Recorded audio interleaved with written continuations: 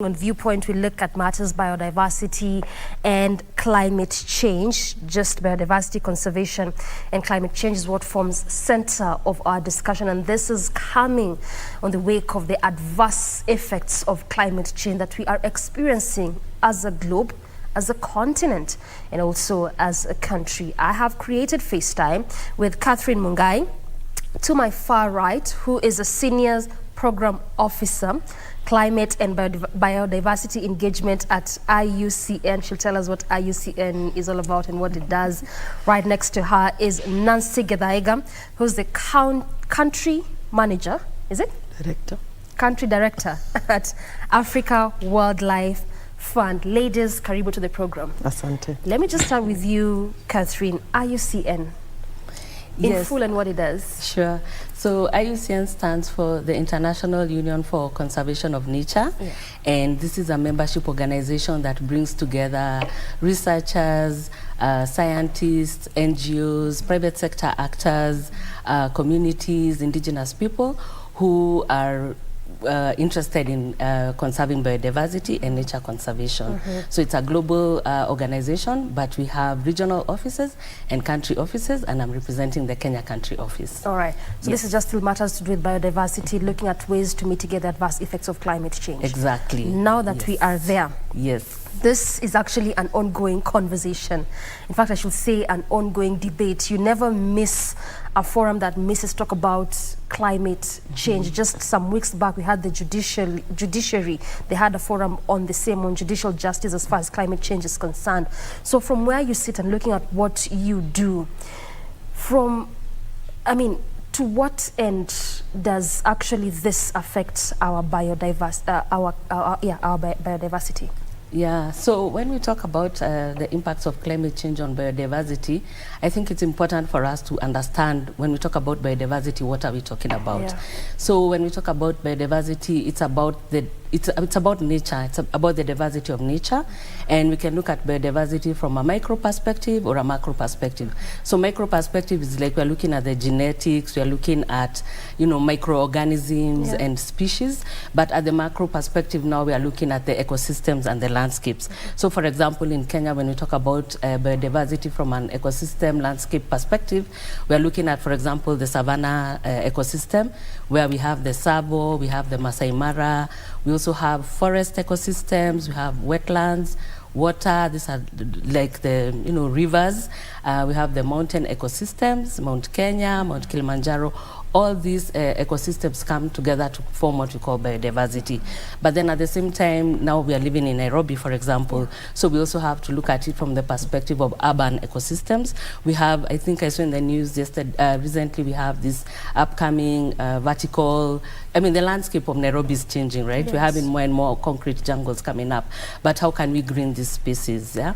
Then we also have the cropland ecosystem. Kenya is, we rely on agriculture, so we have a lot of croplands all around us, so those are another type of ecosystem we can think about. So when we talk about the impacts of climate change and biodiversity, that is what we're talking about.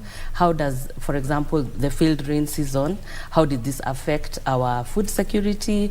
How did this affect our wildlife economy? So we are looking at it from that perspective. So now that we understand what exactly biodiversity is, the micro, the macro, as you well explain it, how does climate change affect this? Yes. So when we talk about climate change, we're talking about, for example, the impacts from drought and floods. Yes. So, for example, for the past few years, we've been having incidents of drought in the country, and this has led to a loss of biodiversity, but has also led to, for example, impact on pastoralism. We find a lot of cattle have died, but also wildlife. We've seen a lot even in the news because these animals have no source of food, they have no source of water, and we can attribute this to the impacts of climate change. I hear you. And you've really mentioned quite a raft of issues that we will look into momentarily, talking about drought, floods, wildlife, and all that sort of where you come in a lot, Nancy. Nonetheless, aside from the climate change, which is a major issue and a matter of concern, what else affects our biodiversity? Thank you, Doreen. I think we, of course, have spoken quite a lot about climate change and the impact it has. Yes. And I think the reason we talk about it more and more is because it's an existentiality. I think that's what Catherine says in the science space. It comes from outside, so it is a pressure on us. However, I think if you look at also what do you mean by that? You know, in Africa, we say we are only making a contribution of less than 4% of the greenhouse gas emissions. 3 to 5%. 3 to 5%. But when you look at the impacts of climate change, we are the most adversely affected by that. So it is an externality, but impacting on us. But when you look at what we ourselves are doing, and I think that also has a big impact on our biodiversity. I want to take us back to the 1900s. I think Kenyans, we were about 2 million. Today, we are 52 million. Same space, the space hasn't changed. The forest space hasn't changed. The amount of water available for us hasn't changed. So what have we done? You know, the places that, for example, we used to have forests, or we had wildlands, or we had savannas, or we had wildlife habitats.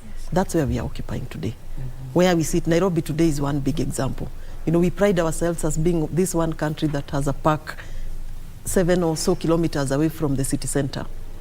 And I think we are very proud about that, Nairobi. But how big was that park? How big was that animal space? So I think our own populations have, of course, extended then settlements to these spaces. So there is that big impact of our human settlements on biodiversity. I think one of the other things that we are seeing increasingly is our activities. So where lands were mainly used, let's say, for, you know, just forests, or lands that were savannas, we are now taking agriculture to that space, because as we say, people must eat. So there is that land fragmentation, I think land fragmentation would actually be a bit different, where if you just again look at the Amboselis, look at the Samburus, look at the Masai Maras, in the past this land was governed under community land. You know, people didn't have titles. Now everyone has a title deed in most of these spaces. What does it mean? I can sell my land. Someone can come and grow avocados in the Savo, you know, as they compete with elephants and zebras and so on. So there is a lot of that change that has impacted our biodiversity. And let's lastly, allow me to mention the issue of pollution, which again is man-made. It's us who are polluting the environment. You find, if it's our agricultural land, like Catherine has mentioned, the herbicides, the pesticides, the chemicals, you know, we are putting into that soil. Some of them killing even our pollinators, like bees. And I know we don't talk about this.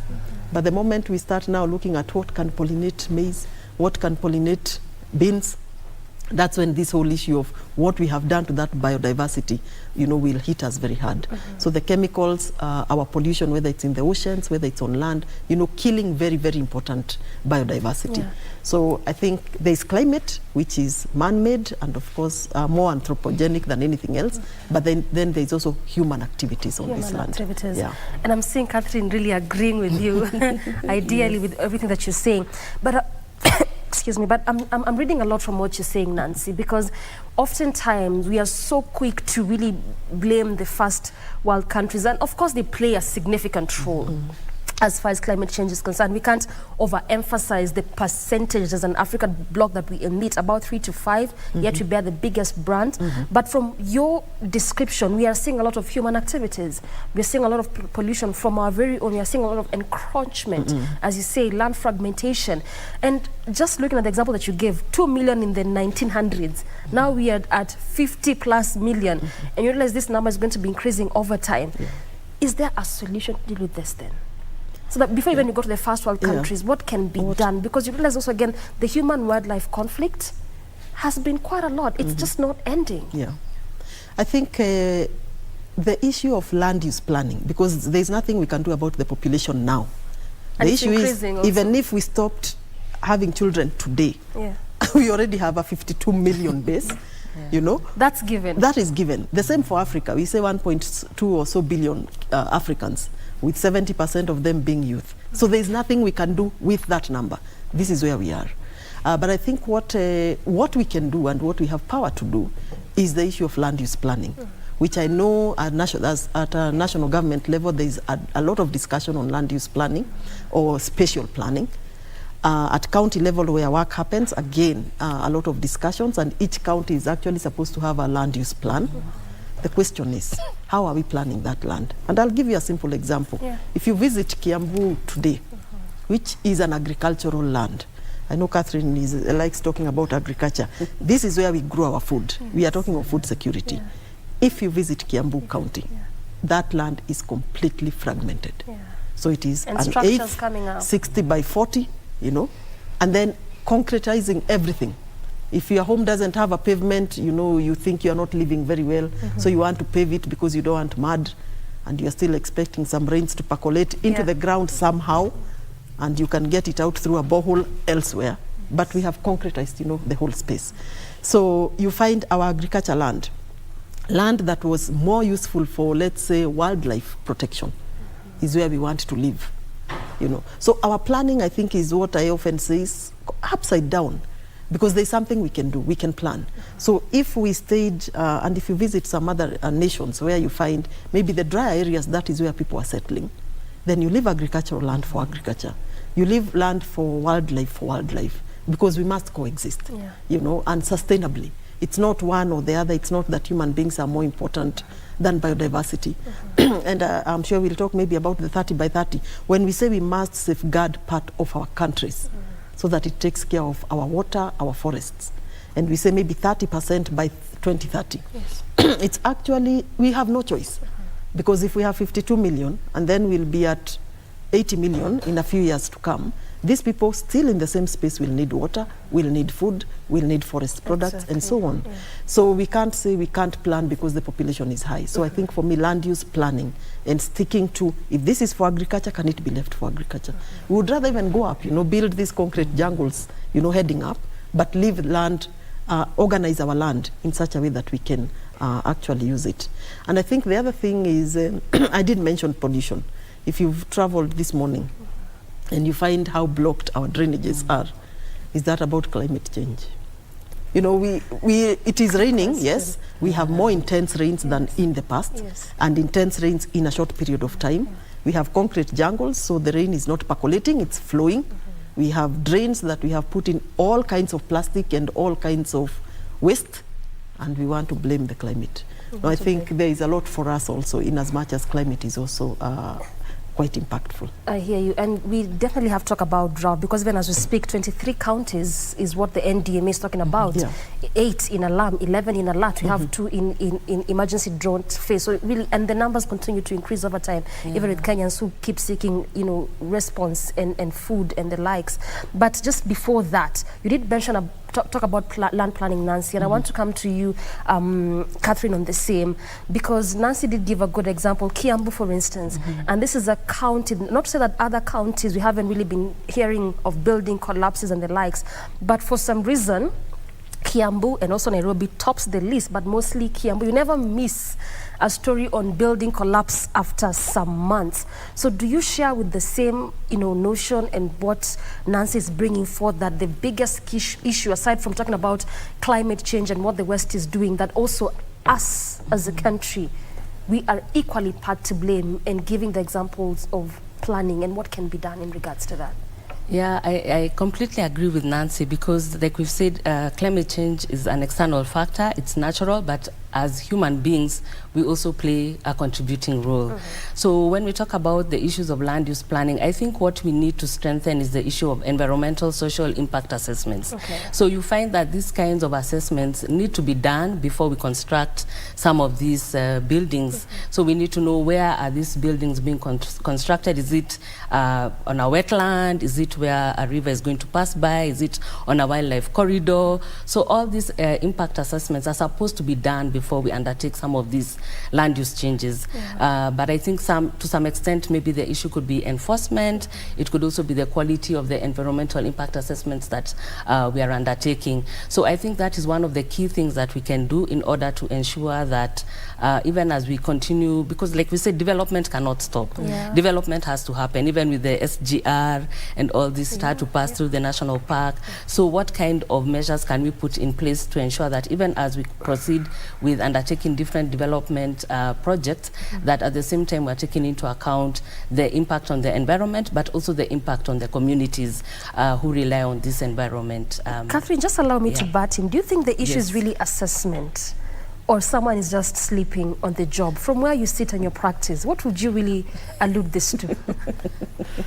Yeah, that's a good question. But I feel like we need to undertake good quality environmental impact assessments. Okay. So I think for me, I would stick to that, because we have qualified practitioners who can do this. So it's just ensuring that when these assessments are done, because that is their work, and that is why we have, for example, the Environmental Management Coordination Act. It's just to ensure some of these things do not take place. So I think, yes, let's continue with the assessment, but enhance the quality of this assessment. I feel like you've been very economical. Actually, yes, Doreen, I think we have great assessment. And it is not for lack of science. Yeah. You know, like when we build in Kiambu, again, allow me to use, because it's closest to the city. Yes, and it's what we've seen seeing over time. Exactly. It's not because an assessment was not done. It's not because we don't know that is an agricultural land.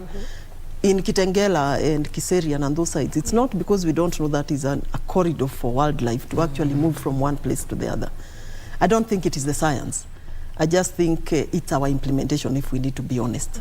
And are we really keen, you know, on implementing what we are saying needs to be done? Because we know what needs to be done. We know what needs to be done. So then, can we also draw this to a policy level, or is it just that? Because truth be told, we know. Yeah. I believe as Kenyans, you know, even if you decide to buy land today, you know if this land is good for construction, you know that if this land is good for agriculture, you know even as a person. So then, is it just a question of policy per se, or someone just is sleeping on the job? And what really can you do? Because you realize, we'll continue having these conversations, and the much we can even do is have the conversations, but action has to be taken. Yeah. I remember when the Deputy President talked about the Shamba system, of course it died off, but it really caused quite the mixed reactions for Kenyans who are saying, it's okay, it's good, we can go farm in these areas, then after some times we leave. But history has shown us, when they go there, they don't exit. Yeah. But the argument then could also make sense, because you're dealing with the issues of food security as a country. So when you look at some of these factors, Nancy and even Catherine, I'm just asking really honestly, is it that policy misses, or someone needs to be more alert, so that then we don't keep having these conversations on end and giving solutions, but then no one is acting on the solutions, and yet we are being affected. Climate change is real, drought is real, floods, it is happening as we speak. What is it, Nancy? Maybe allow me to take that before Catherine. Because I came actually thinking about that. Yes. Because as you are rightly saying, it's not for lack of policy. I think Kenya, and I say this without fear of contradiction, has some of the best policies in this region. I can give you one simple example. The Climate Change Act. We were very excited that we have a Climate Change Act, the first one, I think, amongst nations. So we had a bamboo policy. Again, I want to share this a while back. Developed a beautiful bamboo policy. I remember some countries coming to benchmark here, you know, like Ethiopia coming to benchmark on bamboo. Then they went and developed a policy. They went and implemented that bamboo policy. Then a few years later, we were going there to check how do we... and it was our own idea. Yes, to benchmark with a country like that. You know, so that tells you that the policies are right there. Probably, and I'm actually thinking, we maybe do not have sufficient pressure to push for implementation of the policy. Because the policy, as long as it remains a nice document on a shelf, is as good as dead. Actually, there's even no need of having one if we cannot move to implementation. But the question then is, who implements or who pushes for implementation? And I'm thinking, maybe that is where we also need the youth, because we are saying they are 70% of this population. You know, we talk about debts. Allow me to say that. You know, we say Kenya, we have debts, Africa has debts. And as Africans, as young Africans, thinking, you know, we are actually burdened by such a debt. But how many of us think we are burdened by poor environmental and governance decisions? You know, and we have no choice. You know, we will be in this space where now it's flooding. Like then, it is currently.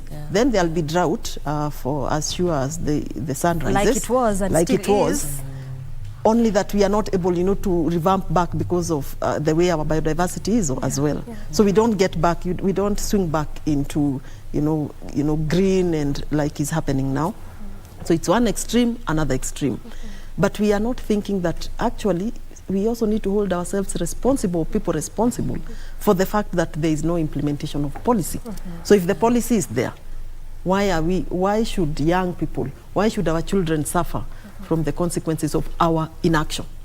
You know, so who takes that conversation, I think, needs to go to that space.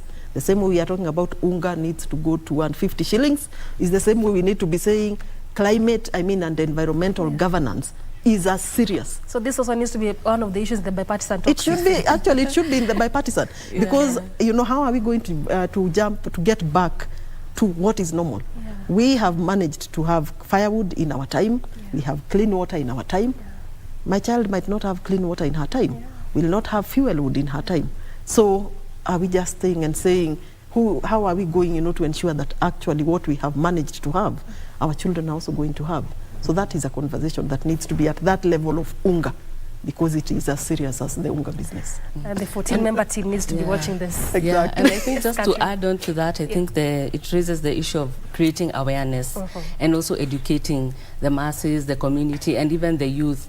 We need to take advantage of the new, the new innovations that are available to us. So whether it is the social media spaces, we know where to find these young people. We call them the Gen Zs, whether it's through TikTok or what. So I think we just also need to raise more awareness. We need to tell them that we have these policies in place, and this is what you deserve as the upcoming generation. So this is what you deserve, and hopefully that is also going to create some kind of level of awareness where they're able to advocate for these kinds of issues and also for the implementation of policies. Actually, Nancy said the issue of the best policies, that was going to be my line.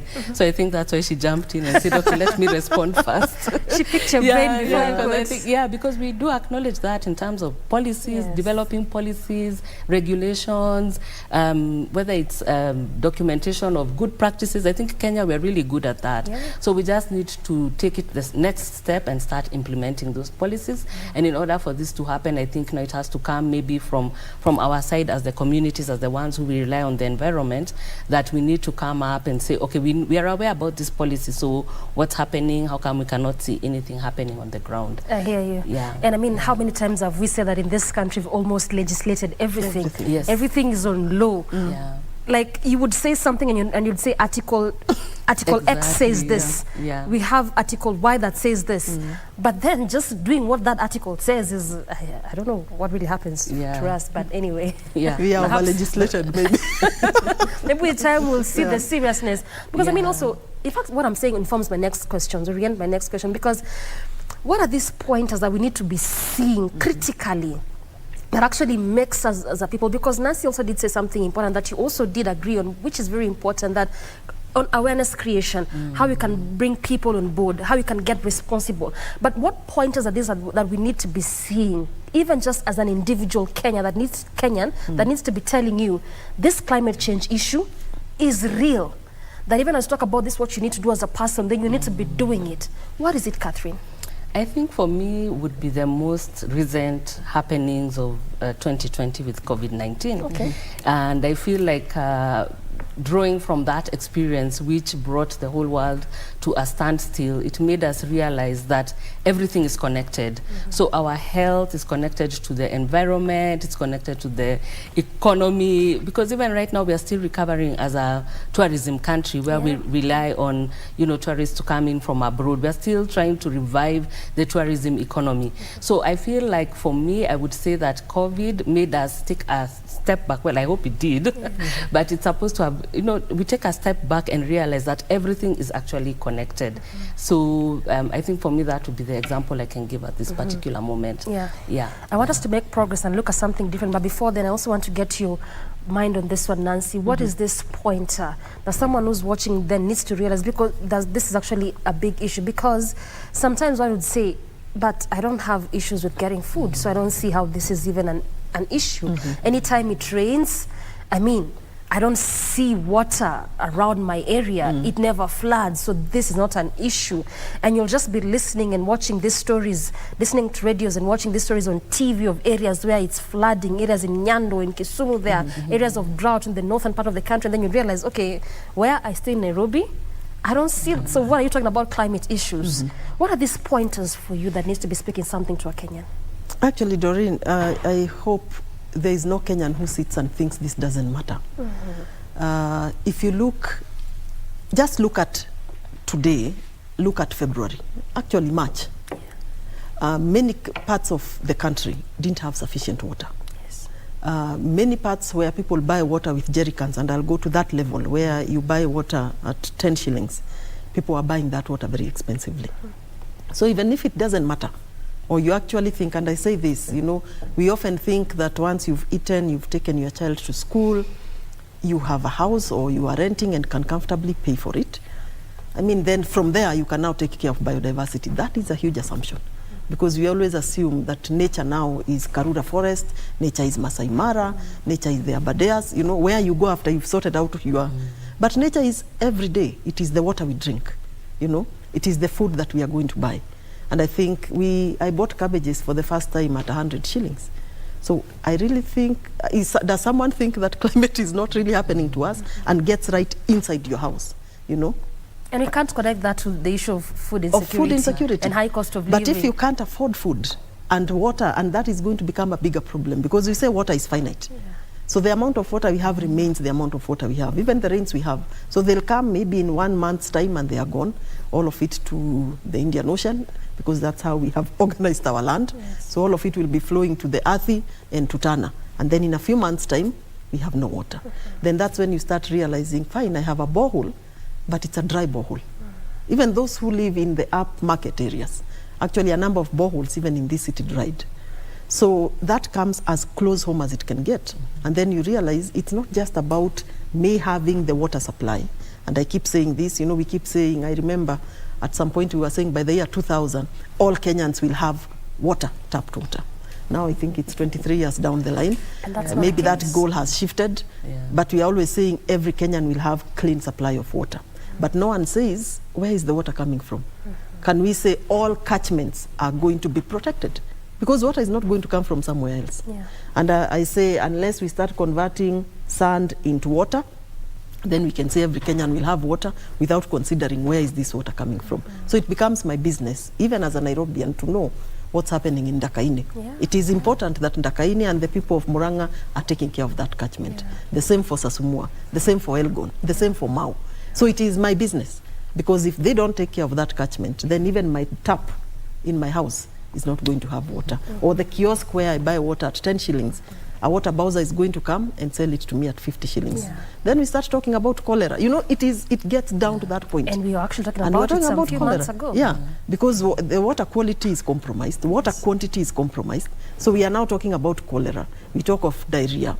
You know, our hospitals now treating diarrhea. And I am always saying, you know, if we could sort out these things upstream, then we stop, you know, dealing with diarrhea, which is just food, you know, quality of food, quality of water. Then maybe we would have more time to engage on getting cancer medication. We'll actually focus on things that on things that matter, but not environmental issues that we can sort upstream. So that is why it matters for every single Kenyan. I think you've all well put it, that it actually does matter. So that someone does not sit somewhere in Nairobi and thinks because it is only Turkana, Marsabit, Elgeyo Marakwet that are dealing with drought, and only somewhere in Kisumu, Nyando area dealing with floods, then where I stay, I don't see any of that, and you're thinking, what is all this? This is just a news item in a story, is a story actually, but it really does affect you where you sit as a Kenyan. So then, how do we integrate local community, Catherine? How do we bring them on board? Because it's good enough to say policies are there, we now need to start implementing them, and the relevant agencies and bodies and government ministries, if it's the water ministry or the environment ministry, needs to actually make sure that these things are implemented. But that's Kenyan living down there. How do we bring them on board to see the need and the importance of what we're discussing on this set? So I think that brings me to a point that Nancy also raised about the county governments. I think that is devolution has been a great step in the right direction that we have done as a country, because now with devolution, we are actually now in the process of taking resources closer and closer to the communities. So one of the steps, of course, is ensuring that the counties develop suitable policies, once again. But we know we do have these policies at the national level, but now counties are actually now developing these policies at their level, and that will enable them to also start attracting resources. So in the event that even the governors are able to go out of the country and attract resources that can be used at the county level, which means that the communities are now going to benefit directly from these resources. I think that is a good step. So yeah, the issue of counties, the issue of working with the counties. So all NGOs, research institutions are actually now required to engage with the county governments, and that means now we work together with the communities. And then I think another thing is, like I said, is about the issue of awareness, because recently we've been doing a study in Kajiado County on the threats biodiversity is facing, and one of the things we learned is the issue of public participation, PPP. I forget the third P. Public participation. Private partnerships. No, it's participation. I think when the discussion of policies, you need to bring together the community so that they're able to give their views. So it was policy, I forget the three P's, but it will come, yeah. So it's about participation, and it's about engaging actually with the communities and getting their views about different issues that are affecting them. So we need to continue undertaking this, but the main thing is also to raise awareness about the impact of their activities. For example, when we talk about charcoal production, which is a big issue in Kajiado County, but what are the alternatives? So we realize that they're clearing the agricultural land in order to perhaps plant tomatoes or onions, which is what we're increasingly seeing through different studies.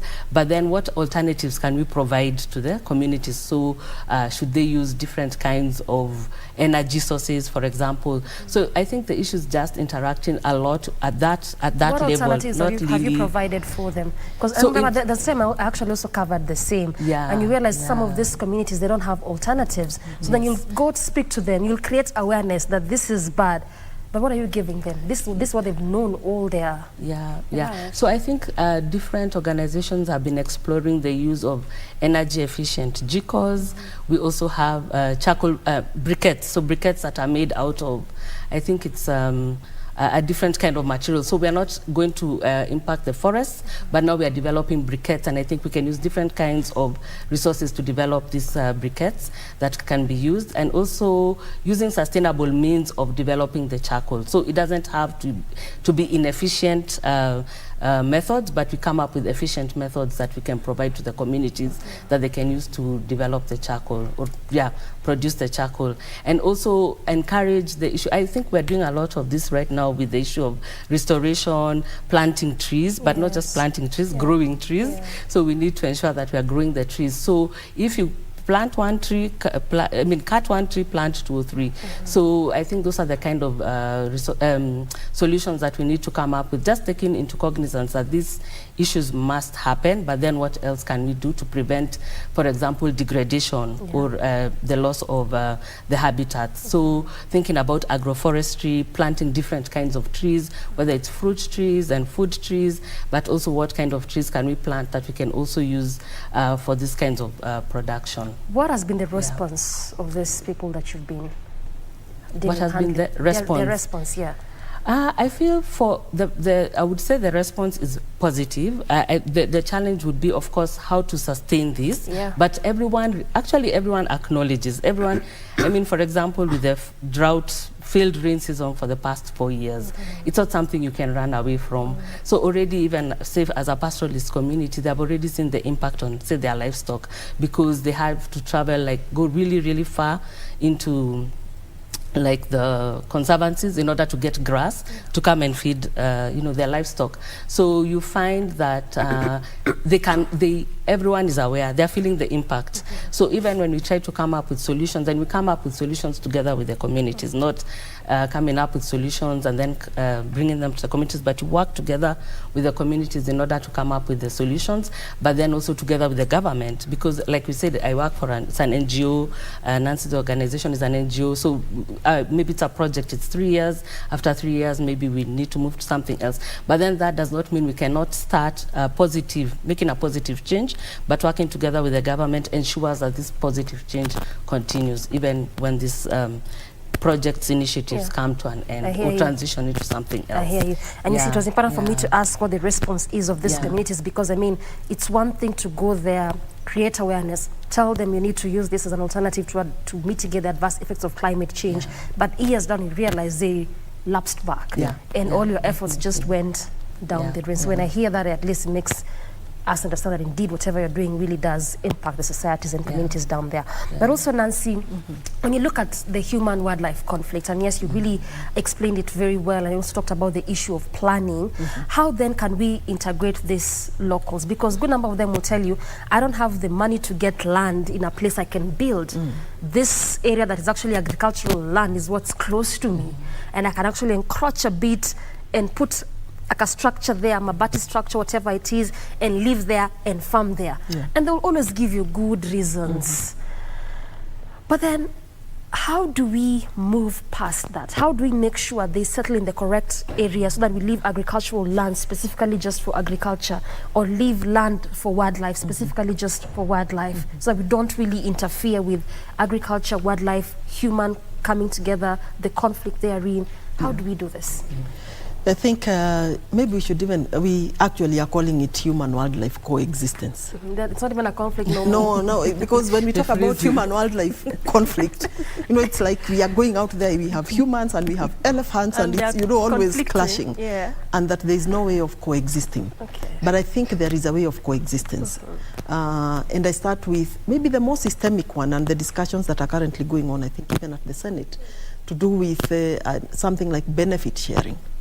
Simply put, if I am hosting wildlife on my land, which most of these communities are, we are always saying about 60% or more than that of wildlife is living outside protected areas. So that outside protected areas is not wild land or no man's land. It's actually a community's land. And these communities, as we are saying, their numbers are increasing. It's not where it was years ago. So they still need land, they need to survive, they need livestock, they need to do agriculture and so on.